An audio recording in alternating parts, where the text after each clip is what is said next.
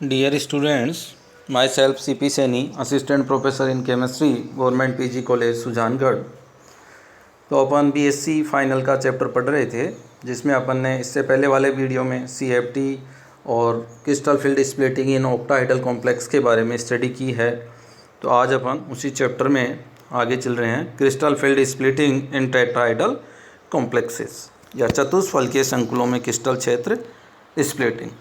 तो देखो, चतुष्फलकीय संकुलों में क्रिस्टल क्षेत्र स्प्लिटिंग को समझने से पहले अपन देखते हैं, इसके लिए एक अज्यूम करते हैं कि चतुष्फलकीय संकुलों में डी कक्षकों का जो विपाटन है, उसको समझने के लिए अपन एक क्यूब या घन की कल्पना करें और देखें कि जो टेट्राहेड्रल कॉम्प्लेक्स है वो एक घन या क्यूब के अंदर रखा हुआ है। जैसा एक डायग्राम यहाँ पर बना रखा है कि चतुष्फलकीय के केंद्र में तो क्या रहेगा, मेटल एटम रहता है तथा इसके अल्टरनेट रूप से चार कोनों के ऊपर चार लिगेंड स्थित रहते हैं, क्योंकि चतुष्फलकीय जब कॉम्प्लेक्स बनेगा उसमें मेटल एटम के साथ चार लिगेंड जुड़े रहते हैं, जिसको अपन ने ये एज्यूम किया है। और इसी के तहत अपन ने यहाँ पर एक्सिस बना दिए हैं, एक्स, वाई और जेड, जो फेसेस की ओर इंगित करते हुए रहते हैं। तो पांचों डी कक्षकों को घन के एक्सिस के संदर्भ में देखें तो अपन देख पा रहे हैं कि चार लिगेंड धातु आयन की जब ओर आएंगे तो न तो Eg के एकदम सीध में होते हैं और न ही T2G के, अर्थात दोनों के एकदम सीध में नहीं आते हैं। जैसा कि अपन ने ऑक्टाहेड्रल में देखा था T2G और Eg में, तो जो T2G हैं उनकी ऊर्जा कम हो गई थी, Eg की ऊर्जा ज़्यादा हो गई थी। तो T2G में तीन कक्षक होते हैं, DXY, DYZ और DXZ, जबकि Eg में दो कक्षकों की बात की थी अपन ने, DX स्क्वायर वाई स्क्वायर और DZ स्क्वायर, जो एक्सिस के थ्रू होते हैं। तो वहाँ एक्सिस के थ्रू आने के कारण उनकी Eg की एनर्जी अधिक हो जाती है और T2G की एनर्जी कम हो जाती है, जबकि टेट्राहेड्रल में ऐसा नहीं हो रहा है, क्योंकि इसमें एक्सिस एकदम सीध में कोई भी नहीं है। तो फिर स्प्लिटिंग कैसे होगी उसको अपन देखें। तो इसको अपन देखते हैं कि जो Eg कक्षक है उनके बीच में एंगल तो होता है 54 डिग्री 44 मिनट, जबकि T2G कक्षक में होता है 35 डिग्री 16 मिनट का। तो एंगल के आधार पर अपन इसमें बताते हैं कि इनकी स्प्लिटिंग किस तरह से होती है। तो इसको अपन देख रहे हैं कि जो T2G है उसके एंगल की वैल्यू है 35 और Eg में एंगल की वैल्यू है 54।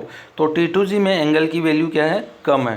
तो एंगल की वैल्यू कम होने के कारण इनके संपर्क में जैसे ही लिगेंड आएंगे तो यहाँ पर प्रतिकर्षण क्या हो जाएगा, अधिक हो जाएगा। तो प्रतिकर्षण के कारण T2G की जो एनर्जी है वो तो क्या हो जाएगी, जो डी कक्षक हैं, जब फ्री मेटल के होते हैं उनसे अधिक हो जाएगी, और Eg की एनर्जी क्या हो जाएगी, कम हो जाएगी। जैसा कि अपन डायग्राम में देख रहे हैं कि जब डी जनरेट जो डी कक्षक हैं तो देखें T2G की एनर्जी बढ़ गई है कितनी, 0.4 पॉजिटिव के रूप में। जब इंक्रीज होती है तो क्या साइन लगा देंगे अपन, पॉजिटिव, और Eg की एनर्जी कम हो रही है तो ये हो जाएगी 0.6, तो ये कम हो रही है, इसके लिए क्या साइन लगा दिया अपन ने, माइनस। और इनकी ओवरऑल वैल्यू होती है 1 डेल्टा टी या 10 DQ, जैसा अपन ने ऑक्टाहेड्रल में भी देखा था। तो इस तरह से अपन इस डायग्राम को देखें तो ये इससे स्पष्ट है कि जब टेट्राहेड्रल कॉम्प्लेक्स में डी कक्षकों की जो स्प्लिटिंग हो रही है वो ऑक्टाहेड्रल के जस्ट अपोजिट होती है। दोनों, उसमें तो देखा था अपन ने T2G नीचे थे, Eg ऊपर थे, तो दोनों के अंदर एकदम अपोजिट होती है। तो अब अपन देखें कि कब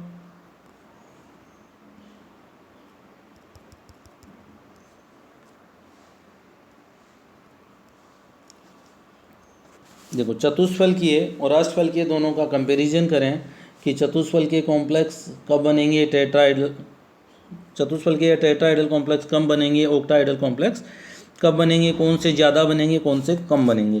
तो इनका अपन कंपैरिजन देख रहे हैं। तो चतुष्फलकीय क्षेत्र में क्रिस्टल क्षेत्र विपाटन या डेल्टा टी का मान अष्टफलकीय क्षेत्र के लिगेंड डेल्टा ओ से बहुत कम होता है। अब इसके क्या क्या कारण हैं वो अपन देखें। तो अष्टफलकीय संकुल जब बनता है तो धातु के साथ 6 लिगेंड जुड़ते हैं, जबकि चतुष्फलकीय कॉम्प्लेक्स जब बनता है उस समय धातु के साथ 4 लिगेंड जुड़ते हैं। तो जब 6 लिगेंड जुड़ेंगे तो स्प्लिटिंग 4 की तुलना में क्या हो जाएगी, अधिक हो जाएगी। और इसका अपन रेशियो निकालें तो अष्टफलकीय की स्प्लिटिंग टेट्राहेड्रल की तुलना में ज़्यादा होगी, वो हो जाएगा 6/4। और यदि टेट्राहेड्रल के रूप में लिखें, जैसा कि मैंने यहाँ टेट्राहेड्रल के रूप में लिखा है, तो टेट्राहेड्रल में विभाजन अष्टफलकीय की तुलना में क्या हो जाएगा, 4/6। तो जिसके लिए लिखा अपन उसकी वैल्यू ऊपर लिख देंगे। तो टेट्राहेड्रल के लिए लिख रहे हैं तो ये हो गया 4/6, और इसका अपन ईजी बनाएंगे तो क्या हो जाएगा 2/3। तो सेकेंड है कि अष्टफलकीय में लिगेंड ईजी के एकदम सीध में आते हैं, एक्सिस के थ्रू आते हैं। तो एक्सिस के थ्रू आने के कारण प्रतिकर्षण क्या हो जाएगा, अधिक हो जाएगा, जिससे विभाजन अधिक होता है। जबकि टेट्राहेड्रल में कोई भी लिगेंड एक्सिस के थ्रू नहीं आता है, जिससे विभाजन कम होता है। और वो विभाजन कम कितना हो जाएगा, 2/3। इस प्रकार टोटल या ओवरऑल टेट्राहेड्रल कॉम्प्लेक्स में जो डेल्टा टी का मान होगा वो डेल्टा ओ की तुलना में क्या हो जाएगा, 4/9 हो जाता है। 2/3 इंटू 2/3 दो भागों में डिवाइड हो रहे हैं डी ऑर्बिटल, तो 2/3 और 2/3 को आपस में अपन मल्टीप्लाई करेंगे तो कितना हो जाएगा, 4/9। तो डेल्टा टी की वैल्यू हो जाएगी 4/9 डेल्टा ओ। और ये रिलेशन बहुत बार एग्जाम में पूछा जाता है, तो इसको अपन ध्यान रखेंगे कि डेल्टा टी का मान डेल्टा ओ में क्या संबंध होता है। कई बार क्या करते हैं, इस रेशियो को उल्टा कर देते हैं। तो इसे यदि डेल्टा ओ के रूप में लिखें तो ये हो जाएगा डेल्टा ओ इक्वल टू 9/4 और डेल्टा टी, इसको वैल्यू को उधर ले जाएंगे तो क्या हो जाएगा 9/4 डेल्टा टी वैल्यू हो जाएगी। इसको डायग्राम के रूप में भी अपन ने रिप्रेजेंट कर दिया है। तो देखो बीच में 5 डी कक्षक है, जब एक फ्री मेटल है तो डी जनरेट है। ऑक्टाहेड्रल में इनकी स्प्लिटिंग अधिक होगी, टेट्राहेड्रल में इनकी स्प्लिटिंग कम हो जाएगी। दूसरा इनके कंपैरिजन में है कि धातु आयन चतुष्फलकीय तुलना में अष्टफलकीय संकुल आसानी से बनाते हैं, अर्थात ऑक्टाहेड्रल कॉम्प्लेक्स इजीली बनते हैं जबकि टेट्राहेड्रल इजीली नहीं बनते हैं। इसके क्या क्या कारण हो सकते हैं, तो देखो पहला इसका रीज़न है कि जब टेट्राहेड्रल कॉम्प्लेक्स में तो बॉन्ड बनेंगे 4 और ऑक्टाहेड्रल में बंद कितने बनते हैं, 6। तो बंद जितने ज़्यादा बनेंगे एनर्जी उतनी अधिक रिलीज़ होती है। तो एनर्जी रिलीज होने के कारण सिस्टम की एनर्जी क्या हो जाएगी, कम। तो अष्टफलकीय संकुल में 6 बंद बनने से अधिक ऊर्जा मुक्त होती है या रिलीज होती है, इसलिए अष्टफलकीय कॉम्प्लेक्स स्थायी होते हैं या इजीली बन जाते हैं। दूसरा कारण है कि अष्टफलकीय संकुल के लिए जो CFSE का मान है वो चतुष्फलकीय से अधिक होता है, अर्थात ऑक्टाहेड्रल की CFSE टेट्राहेड्रल से अधिक होती है, इसलिए ऑक्टाहेड्रल इजीली बन जाते हैं। थर्ड कंपैरिजन में है कि टेट्राहेड्रल कॉम्प्लेक्स हैं वो हमेशा क्या होते हैं, हाई स्पिन वाले होते हैं, जबकि ऑक्टाहेड्रल हाई स्पिन भी हो सकते हैं, लो स्पिन भी हो सकते हैं। वो डिपेंड करेगा कि लिगेंड कौन से जुड़ रहे हैं, परंतु टेट्राहेड्रल कॉम्प्लेक्स जो हैं वो हमेशा हाई स्पिन वाले होते हैं। इसका कारण क्या है, तो देखो अष्टफलकीय संकुल बनते समय लिगेंड यदि दुर्बल हों, जैसे बात की अपन ने कि लिगेंड अलग अलग हो सकते हैं, यदि लिगेंड वीक होंगे तो डेल्टा ओ का मान क्या हो जाएगा, कम हो जाएगा। जबकि लिगेंड यदि स्ट्रॉन्ग हो तो डेल्टा ओ का मान अधिक हो जाएगा। अब ओ का अधिक मान जिससे Eg और T2G के मध्य ऊर्जा अंतर अधिक होता है तथा इलेक्ट्रॉन का युग्मित हो जाएंगे, अर्थात इलेक्ट्रॉन T2G से Eg में नहीं जा पाते हैं, तो Eg के अंदर उसकी क्या हो जाएगी, पेयरिंग हो जाएगी, और पेयरिंग होने से स्पिन की वैल्यू क्या हो जाएगी, कम, और कॉम्प्लेक्स लो स्पिन वाले बनेंगे।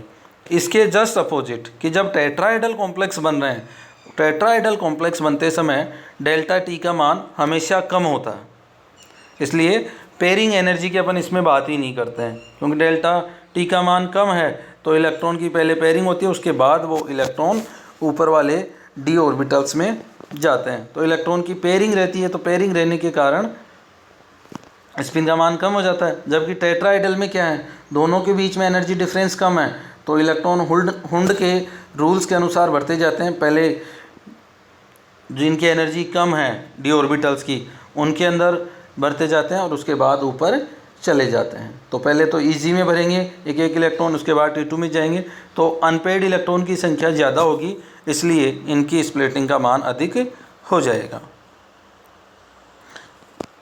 इसके बाद कि टेट्राहाइड्रल कॉम्प्लेक्स कौन कौन सी कंडीशन में बन सकते हैं।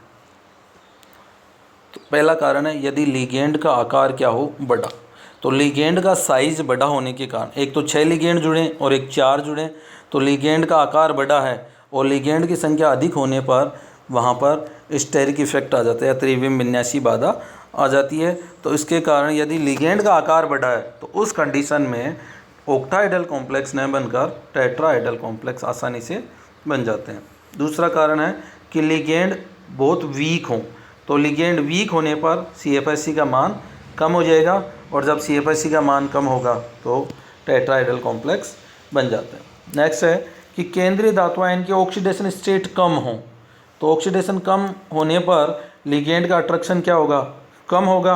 अट्रैक्शन कम होने पर CFSC का मान कम होगा और CFSC का मान कम होने पर टेट्राहाइड्रल कॉम्प्लेक्स बन जाते हैं। इसके अलावा D0, D5 और D10 विन्यास, 3 विन्यास की अपन बात करें तो इनके लिए CFSC का मान 0 होता है। तो CFSC का मान 0 होने के कारण ये भी CFSC का मान 0 अर्थात क्या होगी, वैल्यू कम होगी, तो ये उस कंडीशन में टेट्राहाइड्रल कॉम्प्लेक्स बनाते हैं। और देखें अपन D1 और D6 में भी डेल्टा T और डेल्टा O के मान में मिनिमम डिफरेंस होता है, अर्थात जो अंतर होता है वह न्यूनतम होता है। इस कंडीशन में भी चतुष्फलकीय संकुल बनते हैं। इस प्रकार टेट्राहाइड्रल कॉम्प्लेक्स में D ऑर्बिटल की स्प्लिटिंग होती है। कौन सी कंडीशन में टेट्राहाइड्रल कॉम्प्लेक्स बनेंगे, कौन सी में ऑक्टाहाइड्रल कॉम्प्लेक्स बनेंगे, इसके बारे में अपन ने पढ़ा है। नेक्स्ट वीडियो में अपन स्क्वायर प्लेनर कॉम्प्लेक्स के बारे में स्टडी करेंगे।